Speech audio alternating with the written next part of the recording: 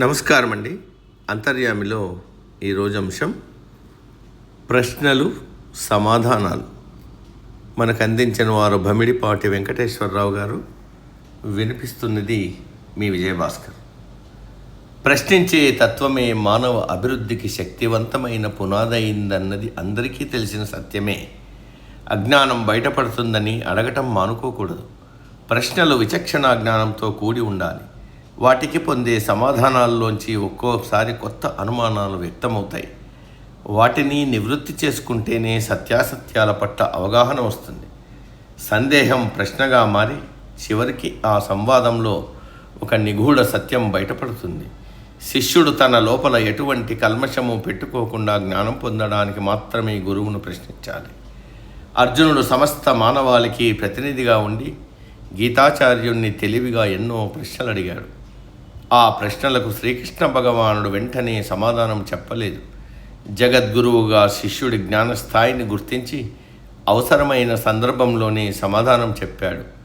శ్రీరామచంద్రుడు సృష్టి రహస్యానికి సంబంధించిన అనేక ప్రశ్నలు వశిష్ఠ మహర్షిని అడిగి తెలుసుకుని సంపూర్ణ జ్ఞానం పొందటం యోగ వాసిష్టంలో చూస్తాం. ఆధ్యాత్మిక ప్రయాణంలో భగవద్గీత, యోగ వాసిష్టం రెండూ చాలా ముఖ్యమైనవి. కష్టాల కొలిమిలో కాలిపోతూ ఉన్నాడు తుకారాం. సహనం జారిపోతూ ఉంది. నమ్మిన దైవం కానరాకపోయేసరికి విసిగి వేసారి ఉన్నావా, అసలు ఉన్నావా అంటూ పాండురంగణ్ణి గట్టిగా ప్రశ్నిస్తాడు. భగవంతుడి పట్ల అపార నమ్మకం కలిగిన భక్తుడు పరిస్థితుల ప్రభావంతో అలా ప్రశ్నించాడని మనం అర్థం చేసుకోవాలి.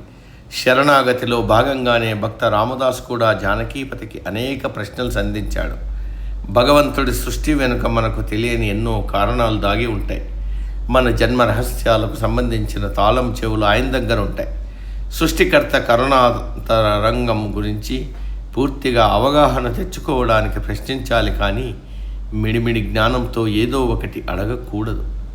మనిషి మది నిండా అనేకానేక ప్రశ్నలు,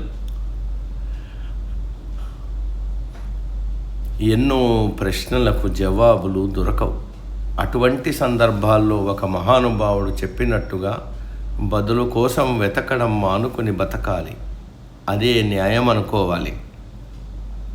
నేనెవరు అనే ప్రశ్నని లోతుగా వేసుకుని విచారించడంలోనే రమణ మహర్షి వేదాంతమంతా ఉంది.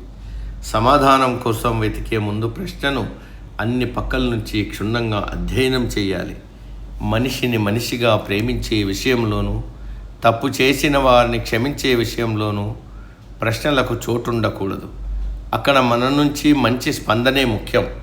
ప్రశ్నకు సంబంధించిన గుర్తును చూస్తే ఒక విషయం అవగాహనకు వస్తూ ఉంటుంది. ఆ గుర్తు కింద ఒక చుక్క ఉంటుంది. అంటే సకల ప్రశ్నలు భగవంతుడిలో లీనమైపోతే ఇంకా అడగడం, పొందడం అంటూ ఏది ఉండదనే సంకేతం. బహుశా దానిలో దాగి ఉన్న రహస్యం కాబోలు. సమాప్తం. సర్వే జన సుఖినో భవంతు. అందరూ బాగుండాలి, అందులో మనం ఉండాలి.